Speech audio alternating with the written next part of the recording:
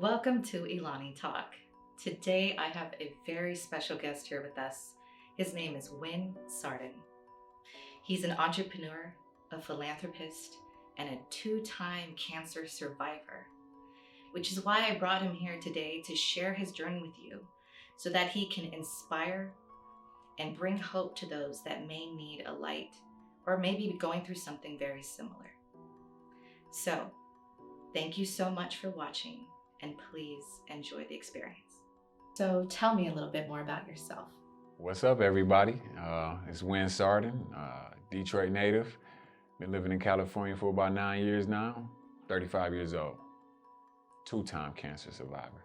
So tell me about your lifestyle before the diagnosis. Life before my diagnosis was beautiful. No complaints. I mean, from childhood to adulthood. Was a healthy kid pretty much all my life coming up.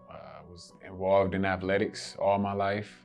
All-conference athlete from high school to collegiate sports to even pursuing, overseas basketball. But eventually stopped athletics. I got more involved with the community. I was working for Wayne County, which is a county in Michigan. I did a lot with the kids, teaching K through 5 about how to be safe around vacant and abandoned homes. I was a 9-to-5 guy. But I was also involved just with the city a lot. I love doing events and bringing people together. I love concerts and the camaraderie and loved the nightlife at that time. And I did a ton of events around Detroit. I would travel to Miami's, the Atlantas, the New Yorks. And I was just living my best life, never any health problems. Moved to California when I started to continue to pursue my acting that I got involved in Detroit, which was, I started with theater and then eventually got into film. And then that's why I moved to California, just a leap of faith. In 2018, I started to develop a lump on my chest. And I worked out a lot, just about like 6 days a week. And I thought it was just a pulled muscle at the time. So I just kind of ignored it and kind of put it in the back of my mind and just continued to go throughout, my day-to-day routines because I didn't have any other symptoms or any other thing that it was affecting. But it just started to get bigger. And then it eventually got to the size of a baseball. And you could just see it like protruding through my t-shirts. And I want to say maybe like February of 2019 was when I went to go get checked. And the process was just long. It started off with simple x-rays, ultrasounds, MRIs, and nothing could give me a definitive answer on what it was. So I'm thinking it's maybe a fat buildup or just something that could surgically be removed and it'd be over with. Like I said, because I wasn't having any other issues. And then that process just took months because of my insurance. I always have to get approvals. Those take 5 to 7 business days type thing. And then you finally get in for whatever the procedure is. Then the next week is another procedure, another scan. And I went in for a biopsy on that specific mass. And they couldn't get a definitive answer. But then I went in for a PET scan. And if anybody's familiar with the PET scan, it's similar to like an MRI or a CT, but they inject you with radiation and it's supposed to just light up everything in your body that's not supposed to be there specifically. And they noticed a mass behind my chest wall that was 3 times bigger than the lump on my chest. And eventually I had to go into the hospital, I want to say maybe around June 2019. And they wanted to do an invasive surgery. It was called a video-guided thoracoscopy biopsy. I was only supposed to be in the hospital 2 days. It ended up being 7. And it was a crazy 7 days. I'm talking about full body cramps, so much pain medication. My mom was here. My best friend, Ashley Shivers, one of my best friends, she flew in. And yeah, it was something that I thought would just blow over. They got whatever it is that they needed to get and I get an answer and maybe it'd be, some type of surgery just to remove it, like I said. But the day that doctor came in, like I never forget how he just walked in and just, casually just let me know, like, I'm sorry to inform you, you have cancer. And I just didn't know how to take it, you know what I mean? It sounded fake, honestly, really. That news, I know for anybody would just be hard to accept because it's like, how can I possibly have cancer? Like I'm like 33 years old. I feel like I'm healthy, you know what I mean? And you really telling me I'm stage 3 with Hodgkin's lymphoma? And it was an emotional day for like a few hours. And then I literally was like, can y'all discharge me? Because I want to get up out of here. My best friend was there. She wheeled me up out of there and we just took off and went to go get lunch. And that was when I really just wanted to take a little bit of time just to process it before I got a chance to let the rest of my family and friends know. This guy that y'all used to see on a daily basis that was healthy, running around, partying, traveling, living his best life, it's a wrap. Like, I'm literally about to enter this full-on fight and battle against a disease that I had no idea I would ever have. So it was tough to tell everybody for sure. So let's talk about the process of chemotherapy and the fight to get rid of this cancer. After being diagnosed, the next step with my oncologist was definitely the treatment plan. And chemotherapy, you know, was something that I knew was gonna come up because I was stage 3. But I didn't know what chemotherapy was. I didn't know the effects it was gonna have on me or the potential effects it would have on me, because I barely would take a Tylenol, you know. And the plan was to do a chemo treatment that involved 4 different infusions, and I would get those every other week for 4 months. And I would also have to do radiation after that. Started chemo, I wanna say August of 2019. And I just went in, you know, just after conversations with my mom, other friends who reached out after I released the news that I had cancer, and them letting me know that they had friends or family members that was able to beat cancer and get through their chemotherapy and how they got through their chemotherapy. I literally just had a team of people who just gathered behind me, from friends, family, strangers, who was like, we're gonna get through this. These are certain remedies that can help offset the side effects of chemotherapy and things like that. So I tried to incorporate all that before I went into chemotherapy as well. But to no avail, literally chemotherapy won, like nothing helped. So after my first 2 chemo treatments, it was fine. I would go, get it, develop maybe like a slight metal taste in my mouth, some fatigue, but I wasn't really dealing with like nausea and other things like that. I would still even get out, you know, after a few days of resting, I would still get out and, you know, kick it with friends, go to dinner and things like that. But I would say after the second time that I got it, I developed this sickness where I went 7 days, literally throwing up every 20 minutes, like every 20 minutes, throwing up food, whatever it is that I ate, to the point where I couldn't put anything down, and the only thing that would come up would just be acid and bile, like literally. And it would last 7 days. So I thought it was just a one-off type thing, you know, like maybe I just got hit bad this week. They had to postpone my treatment, so I kind of got off schedule, but I'm like, I don't want to get off schedule because I want to be done, you know? But they had to make me wait because I would lose weight at that time, and depending on the type of drug or how much you would get, it would be based upon like your weight and things like that. But eventually went through the rest of my rounds. I got sick the same way, maybe 2 more times. Even my mom was here for the first time and saw my sickness like firsthand, and she couldn't believe it, you know? But I finished chemo after the 4 months. They had me wait 30 days. And then that's when I began to do my radiation. And I had to do 16 straight days of radiation. Did my due diligence, you know, reaching out to people, asking them how their situation was, knowing how my mom's situation was. I thought it would go by pretty easily and that I could handle it, which I did. Those 16 days were easy.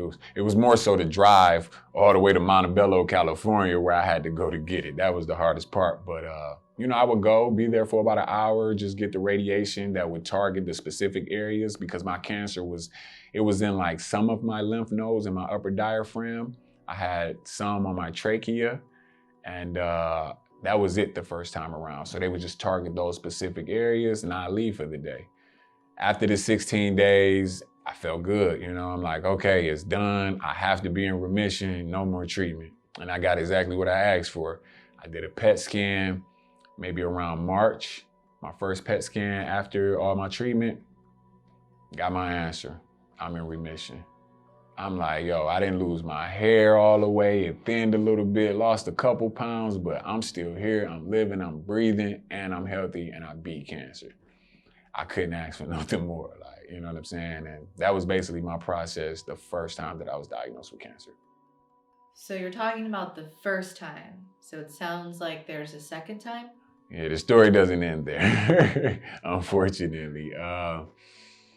Yeah, just to backtrack a little bit, when I was diagnosed the first time, I was actually able to create my merch and things like that. People wanted me to, recommend that I do GoFundMes and all these other things, but everybody that knows me, that really knows me, knows how independent I am, and I barely asked for a helping hand. And I appreciated everybody that just will relentlessly just like, no, you're gonna get this $100 in Cash App, or I'm gonna send you some food, or blah, blah, blah. And I really appreciated it, but I was able to start my merch, and it was just something that I wanted to do because, I had this motto that I'm in the fight against cancer, and I know there's plenty of other people that are, but this became my family now. The people that I met, the people that, were giving me the resources in order to beat this cancer, they became my friends and family now. And I just knew that, I was going to see the brighter side of this, but if it did go the other way, I knew I had work to do in order to help others. And I've always helped people in my life. So like, that was like special to me, like to really get my merch going and having people like really love it. And they were really rocking it. And that was something I needed to see because I couldn't physically get out and touch these people or communicate the same.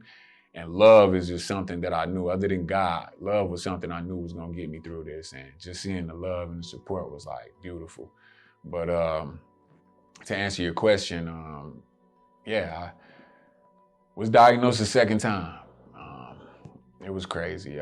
So after being in remission, I'm ready to celebrate in March. I'm seeing friends and family like, let's do it. Like, this is behind us. It's time to move on. We're gonna still do work. We're gonna still help other people. But I'm good, you know what I mean? And it was already time for me to get another PET scan 2 months later. And I went in, did my PET scan, just felt like a routine at this point. I'm like, I'm not worried what the news is gonna be. I know what the results are gonna be. Went in, did my PET scan. Week later, I'm just in bed, just resting. That's when my oncologist called. I thought I was just gonna receive some regular news that obviously I was still in remission. And she literally broke down emotionally. And the last thing you wanna see is like your medical provider, the one being emotional. And that's just when I knew it was gonna be some bad news or something negative, but I thought it might be a simple like, okay, surgery, we got this other mass we just want to get rid of before it becomes malignant or anything like that. And she just took a moment to herself and she just had to let me know, like, Wynn, I'm sorry to tell you, you're stage 4 now. Hodgkin's lymphoma. Well, actually, it wasn't even Hodgkin's lymphoma. She couldn't even tell me what type of cancer it was. And that was the hard part too, because I'm thinking it's now done spread like maybe to an organ or my brain or something like that. And I took maybe like a week before I told anybody, like, because I actually, when I got that news, I felt like I was gonna die, like, because the people that I've had conversations with that had similar stories or similar, diagnoses like mine, like my friend, his father was diagnosed stage 3 Hodgkin's lymphoma 3 months later. His just grew so rapid that it took him out, Knew of a young girl that I had met, same thing. I met her while I was in the hospital. She didn't make it, so naturally I just already assumed I wasn't gonna make it. And to hear that it was stage 4, and at that point it had taken over all my lymph nodes in my upper diaphragm, like every last one of them. I also had a mass on my rib and I had some on my hip. And, I just took some time to myself just to really process, what decision I was going to make. Because I had told myself after the first time, I'm not doing chemo. I'm not going back to the hospital. Like, I'm fully going to dive into whatever the resource there might be, such as going holistic or just changing my diet and trying to heal myself, So I had to process a lot. And I didn't know how, family and friends was going to take it because I knew they were tired, of course they're going to fight with me. Friends and family, they're going to be there, but how much more can I put them through, And at this point, I lost my business. I couldn't work. Insurance wasn't the best. So at this point, the second time around was when I kind of became a little bit more dependent, like on my friends and family to kind of be there for me. And I had to let down my, my ego a little bit and really like allow people to actually be there for me. And stage 4. A new journey begins during a pandemic. So, from such trying times, were you able to turn any of that around into a positive? With all this news and the diagnosis that I was receiving and at the state that my health was at that moment, I kind of put my health on the back burner and was like, I need to go harder with Wynn Anthony. You know, Anthony is my middle name, Wynn is my first name, and I just love the way it sounded. I always wanted like my own clothing line, Wynn Anthony. I felt like I could compete with the Tommy Hilfigers and the Calvin Kleins, but you know, my dream for what I wanted this to stand for got a lot bigger. The support started to come in. People were really buying the merch and supporting.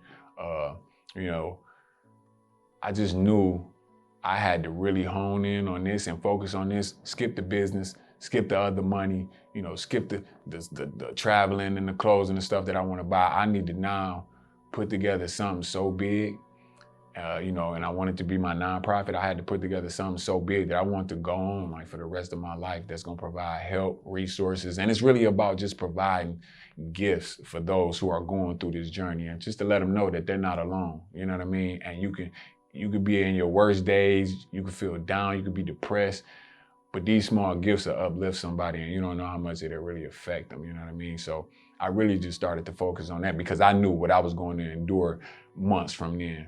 And I also wanted to focus on my birthday, you know what I mean? Like I was turning 34 and I hadn't had a chance to celebrate with my people. Everybody flew in, man. We set up a nice weekend, had a nice house. We just ate good, parlayed, fellowship, prayed, you know what I mean? And just everybody was behind me. I literally had probably like 30, 40 people on the balcony just praying over me and just letting me know like they got my back and we're gonna go into this journey together. And I just wanted to really like just let people know like I'm in this fight, I'm gonna do it again for y'all. So, were you able to give back? With my whole mission with the fight against cancer and what Wynn Anthony stands for, I felt like I hadn't done anything yet. You know, I felt like, you know, me starting the clothes and people buying the merch and supporting, I hadn't had a chance to do anything. And I was like, I can't let the people that's supporting me and getting behind this movement, and I can't let whoever it is whose life I'm finna change whenever it is that I make this donation. It was basically a donation. That's all I came up with at that time because I couldn't physically interact with whoever it was that was gonna, you know, be the leading candidate to receive this. And luckily I had some friends, Mina and Shanti, man, they came through. They were able to go get a really big check made, like one of those huge ones. And I had only raised maybe like $500 or something like that. I had to pinch like maybe like 100 from there to pay for like some medicine one time that wasn't covered by my insurance. But for some reason, $1,000 stuck out in my mind. And I was like, I had some money and I was just like, I'm gonna match it because I might not make it up out this hospital. And I was able to, fortunately, I was fortunate enough to meet this kid named Jackson from Fort Worth, Texas, who was dealing with his own battle with cancer and everything and was currently in remission, but he was going back because he had a couple sicknesses as well. And man, it just brought so much joy to my heart to like really get that done from my hospital bed, like at some of my weakest like moment, you know what I mean? And just to see how fulfilled he was. And we went and bought all the toys and clothes that he wanted. I sent him some merch. He wear the royal blue hoodie like all the time. And his just to see the look on his family faces, his mom and dad, and they contact me still now, checking on me, you know what I'm saying? And I was like, I'm good. Like I did what I needed to do. I'm gonna pass this on to my family who are friends and they're gonna keep it going and we're gonna continue to like, you know, change people's lives in the fight against cancer. But I was able to do that. I was in the hospital for about 21 days. And then I was released, I was discharged. And when I thought the battle was over, because I got a PET scan and I was in remission around the time I left, you know. I thought everything was over. Next thing I know, I want to say 2 days or 3 days after leaving the hospital, and I'm in my room because I had to quarantine for, I believe, 30 days where I couldn't leave my room and I had to have a specific person that catered to me like on a daily basis because I barely could walk. And man, I went 22 days in February. Again, no food, no water, no bowel movements. I maybe went twice to pee, maybe. 22 days. My darkest moments. I lost all faith. I asked God to take me. I quit. I did everything, you know what I mean? I ignored people. I didn't want to communicate with nobody. I laid in that bed for like 22 days and just every 20 minutes I would just crawl to the bathroom, throw up, come back. And it was tough. But I had to dig deep, you know. A lot of people who know me, they know me for my little fake bird call that I do. It's brrr. And it's BLRRR, and I've been doing that for the longest. And I came up with an acronym, Believe Love Renders Resilient Results. And I had to really dig deep and really find out how resilient I could be in order to overcome this situation that I was in. And at that time, I had no confidence in myself, you know, but I started turning to God. I started reading the word. I had people sending me the word. I started communicating with people again because I realized I was doing damage to myself by blocking that love from coming in, you know what I mean? And as it just began to just flood and come in, on that 22nd day, I literally just turned the corner and everything started to go uphill. It only lasted a few days, but I got sick again for 7 more days. But I beat that, and literally, I was good for about 6 months. 6 months, I got back to traveling. I went to Greece, Paris, Costa Rica, Miami, Atlanta, you know. And then I had people just joining the movement, you know. I can't name everybody, but, you know, shout out to Views Bar and Grill in Detroit, Michigan. My boy D-State and them, man. You know, people could send you stuff, you know, just anything, you know what I mean? And I wasn't getting a lot, you know, there's not a lot of people that was just sending me, you know, money or anything like that because I honestly wouldn't even accept it. But, you know, people did, but like what Views came through and did for me, they threw a whole party for me, knowing I couldn't physically be there. And just to see the people that came out in the city to support me and raise those proceeds, because at that time I needed to pay for like a heavy medical bill in order to get another procedure done. And they really came through, man. And like, that let me know that I couldn't quit, because if I quit, like, I'm gonna let these people down from, you know, being able to join this fight that I'm in. I never knew so many people wanted to join this fight against cancer and help others, you know what I'm saying? They really were looking for an outlet or a platform to join in order to, you know, fulfill stuff that they wanted to do, but they didn't know how, you know what I mean? So they're like, yeah, let me buy a hoodie. Let me donate some money so I can help somebody, because they've seen what I did for Jackson. And celebrated my 35th, and we did a ride with Wynn, which was amazing. Just went out on a limb. I could have did anything for my birthday, you know, just countless dinners, countless popping bottles, countless whatever, you know. But I was like, nah, like, we gonna do something for somebody else for my birthday. And literally, I wanna say about 40 people came out. I provided t-shirts for everybody. Make a donation of what you feel on your heart, you know what I mean? But rent you a bike and let's roll. And I just wanted to spread the awareness. Right now, it's about the awareness for me. You know what I mean? Because I didn't have the proper awareness myself that would have had me at 20, 25, 30, getting checked up, looking for these type of things. Now I'm trying to make people well aware early enough and give them the signs and the resources that they could use to let them know, like, cancer is for real. It's here, you know what I mean? And like, not only myself, it's a lot of people that need you, whether you healthy or not, they just need you, you know what I mean? And Ride with Wynn was a success. We literally rented bikes from Santa Monica. We rode all the way to Marina Del Rey. I lost my voice shouting at the top of my lung. We met new people that joined, pulling up on scooters and just rolling with us, man. And it was just beautiful. And we're gonna do Ride with Wynn every year. It's gonna be bigger than the cancer walk. You know what I mean, for breast cancer. I'm not knocking them. I mean, I supported that. I ran in the 5Ks and all that when I was a kid, but Wynn Anthony gonna blow up, and we're gonna do some big things. That sounds amazing and fun too. So what kind of legacy do you want to leave behind? I mean, at the end of the day, my official legacy that I want to leave behind is just what Wynn stands for, what everybody already knows and how they feel about me. Wynn is cool dude, man. He got your back. He don't ask for nothing. You ask if somebody asks me if I know a chef, I'm gonna give them a contact to a chef. If I know somebody that work for the Grammy, I'm gonna give you the contact to somebody for the Grammys. But now my full focus is about this cancer fight. I need y'all to get on board with this. You feel me? I need a ton of people behind me to help others in this fight against cancer. And I just want my legacy to just go on that, you know what? I hit the same lows as you. I developed depression and mental health issues. I was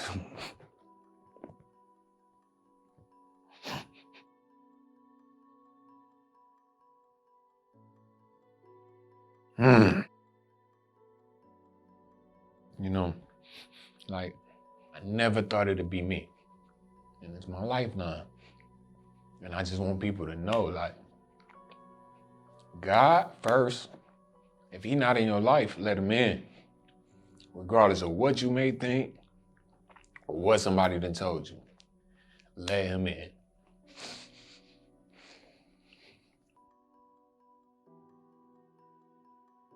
I just want my legacy to go on that I'm a young man, I'm human as you. And man, you gotta find a way to be resilient, and you gotta have love around. Like, don't feel like you gotta do everything by yourself. People, I see young kids now that go through mental health issues and they wanna be 25 at 16. No, you're not grown yet, you ain't seen enough. Like, I just want people to realize, like, when he fought, he went through some things that he never thought he would endure, you know what I mean? And that boy was resilient. And he found a way to fight to the very end, whether it would have took me out the first time or the second time. But at the end of the day, I'm here and I'm gonna fight to the very end. And I just want people to be able to look at me as like I say, like, I met a guy, he DM'd me the other day, looked like me, handsome dude, developed some health issues. And he reached out to little old Wynn, you know what I mean? He was just like, bro, I'm going through something, and I literally pull up your page and just scroll back just to see everything you had been through, how you bounced back, went through it again, bounced back again. And I don't care if you're a kid, born into it, you know what I mean, or you 65. If you fight and you believe that you can overcome it, you can. Thank you so much for just being so open and vulnerable and sharing your story with us today. Is there any last words that you would like to share? The message and advice that I would have for anyone would be what I said earlier. Don't be afraid to let God in. Let the Spirit of God in, because that right there is half the battle. He'll get you through. You know what I mean? It's genuinely, for real, a reward for your faithfulness. You know what I mean? God knows the pain that you're going through. It's a reason for it. You feel me? But I promise you it's a reward for your faithfulness. And love. Love was something that got me through it. I know everybody will have, they'll find what it is that works for them, that'll get them through their situation. But love is something that I feel like you have to invite in.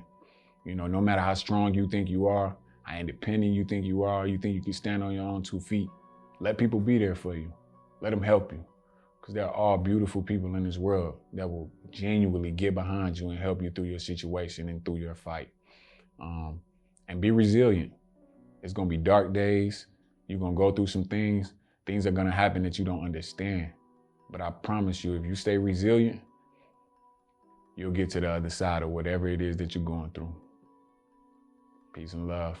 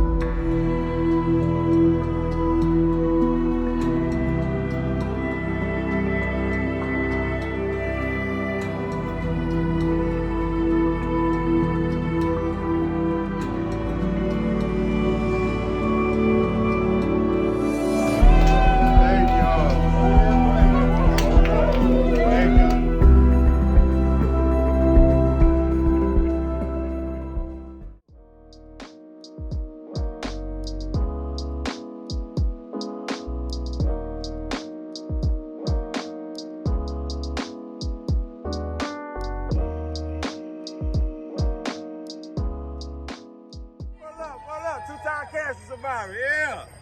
Yes, sir. Y'all gonna get this work. They gonna get this awareness today. They gonna get this awareness.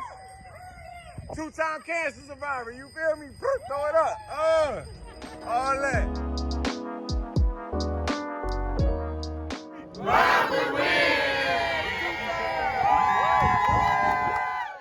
And this has been another episode of ELANI Talk with our special guest, Wynn Sarden. I just want to thank him so much for his rawness, his openness, and vulnerability in sharing his story with us today. You can follow him, support, and donate at wynanthony.com. And you can also follow and subscribe to ELANI Talk on YouTube. Thank you again so much for watching. I'm ELANI K. Love and light.